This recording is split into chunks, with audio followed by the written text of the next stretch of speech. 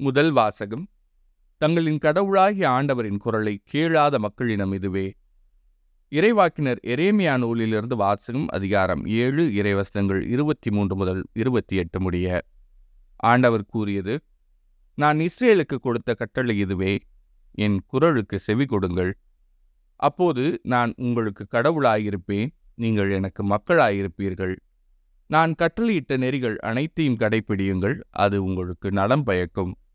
அவர்களோ செவிசாய்க்கவும் இல்லை, கவனிக்கவும் இல்லை. பிடிவாத குணமுடைய அவர்களின் தீய உள்ளத்தின் திட்டப்படி நடந்தார்கள். முன்னோக்கி செல்வதற்கு பதில் பின்னோக்கி சென்றார்கள். உங்கள் மூதாதையர் எகிப்து நாட்டிலிருந்து வெளியேறிய நாளிலிருந்து இன்று வரை ஒவ்வொரு நாளும் தொடர்ந்து என் ஊழியர்களாகிய இறைவாக்கினர்களை உங்களிடம் அனுப்பியுள்ளேன். அவர்களோ எனக்கு செவிசாய்க்கவில்லை, கவனிக்கவில்லை.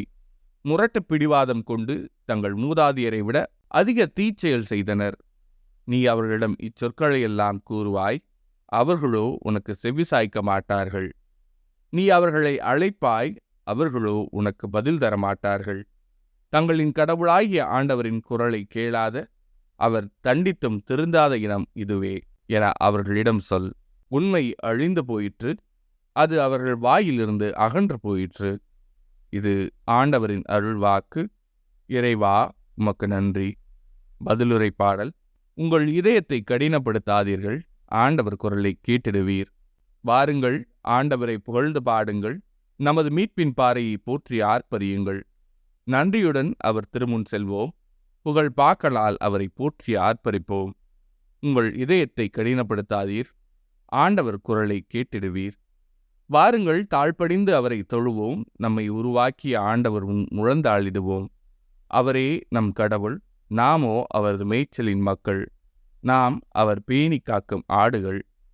உங்கள் இதயத்தை கடினப்படுத்தாதீர், ஆண்டவர் குரலை கேட்டிடுவீர். இன்று நீங்கள் அவரது குரலுக்கு செவி கொடுத்தால் எத்துணை நலம். அன்று மெரிபாவிலும் பாலை நிலத்தில் மாசாவிலும் செய்தது போல் உங்கள் இதயத்தை கடினப்படுத்திக் கொள்ளாதீர்கள். அங்கே உங்கள் மூதாதையர் என்னை சோதித்தனர், என் செயல்களை கண்டிருந்தும் என்னை சோதித்து பார்த்தனர். உங்கள் இதயத்தை கடினப்படுத்தாதீர், ஆண்டவர் குரலை கேட்டிடுவீர்.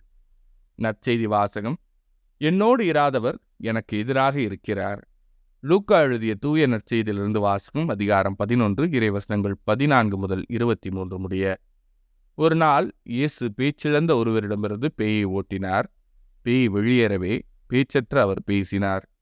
கூட்டத்தினர் வியந்து நின்றனர். அவர்களுள் சிலர், பேய்களின் தலைவனாகிய பெயல்செபூலை கொண்டே இவன் பேய்களை ஓட்டுகிறான் என்றனர்.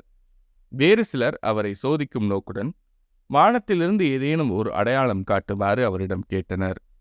இயேசு அவர்களுடைய சிந்தனைகளை அறிந்து அவர்களிடம் கூறியது: தனக்கு எதிராக தானே பிளவுபடும் எந்த அரசும் பாழாய் போகும், அவ்வாறே பிளவுபடும் வீடும் விழுந்துவிடும்.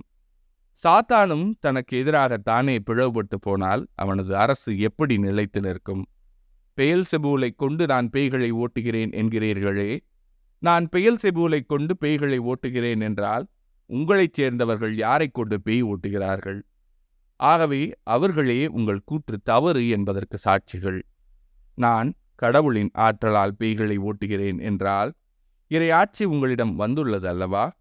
வலியவர் ஆயுதம் தாங்கி தம் அரண்மனையை காக்கிற போது அவருடைய உடைமைகள் பாதுகாப்பாக இருக்கும். அவரை விட மிகுந்த வலிமையுடையவர் ஒருவர் வந்து அவரை வென்றால் அவர் நம்பியிருந்த எல்லா படைகளங்களையும் பறித்து கொண்டு கொள்ளைப் பொருளையும் பங்கிடுவார். என்னோடு இராதவர் எனக்கு எதிராக இருக்கிறார். என்னோடு இணைந்து மக்களை கூட்டிச் சேர்க்காதவர் அவர்களை சிதறடிக்கிறார். இது ஆண்டவரின் அருள்வாக்கு. கிறிஸ்துவே, உமக்கு புகழ்.